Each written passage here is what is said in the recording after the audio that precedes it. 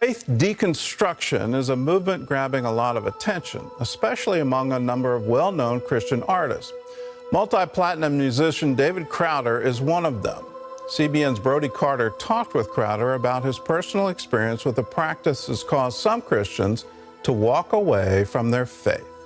Every human culture has a set of creation myths, but they're in the realm of mythology or religion or folklore, and they are, of course, all mutually inconsistent. And it's my view that the simplest explanation is, there is no God. No one created the universe, and no one directs our fate. My experience of God for most of my life had always been that he always saved the day, that he would show up sometimes in the 11th hour, but he'd always show up and save the day, you know, and that I was upheld in his victorious right hand, you know. And then, of course, the problem of evil. And our previous speaker pointed out that that is probably the Achilles heel in theology. All you have to do is walk into any children's hospital, and you know there's no God. Before I can get to the end of this sentence, some few children, very likely, will have died in terror and agony. Think of the parents of these children.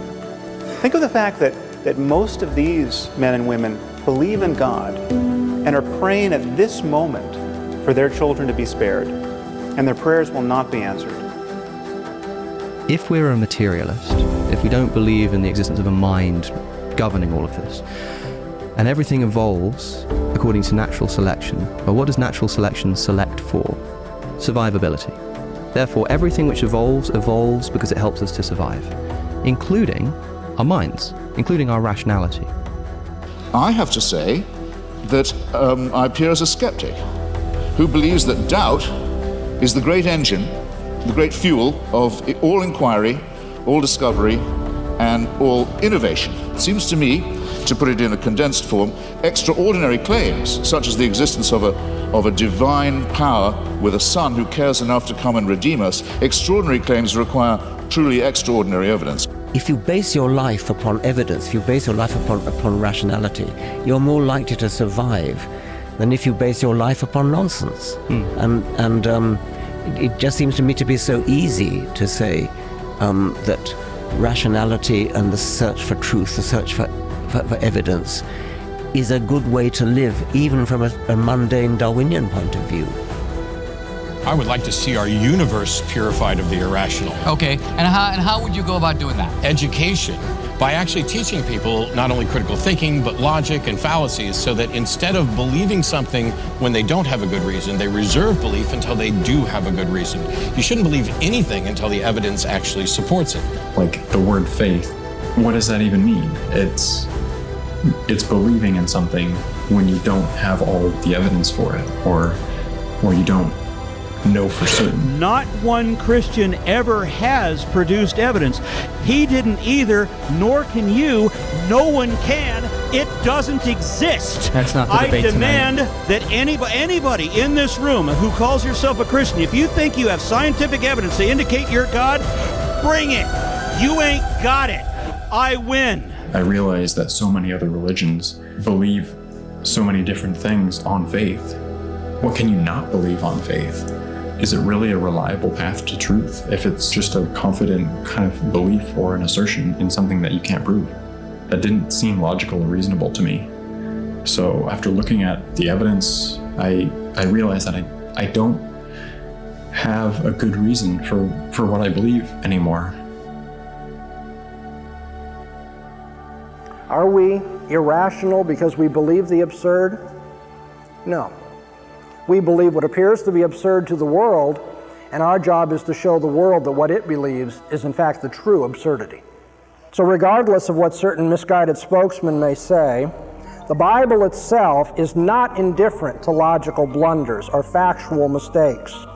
It was just in order to vindicate the truth of his religious claims and conceptions that Moses challenged the magicians of Pharaoh's court.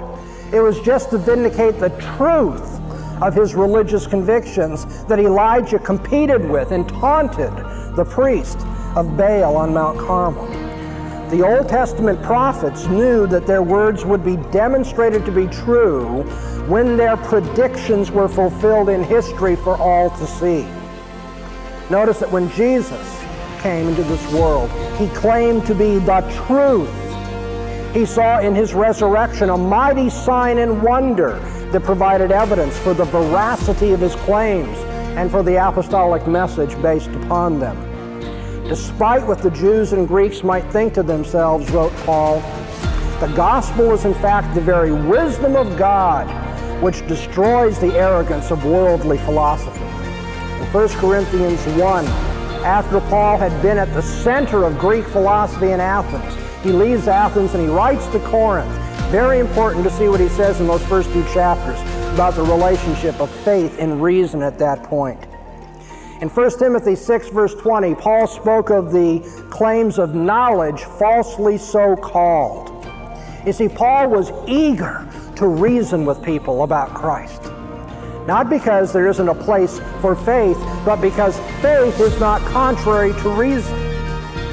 In fact, faith, it turns out, is the very foundation for reasoning. Boy, now there's a reversal. Most people think we all have to stand on the platform of reason and then maybe find a place for faith.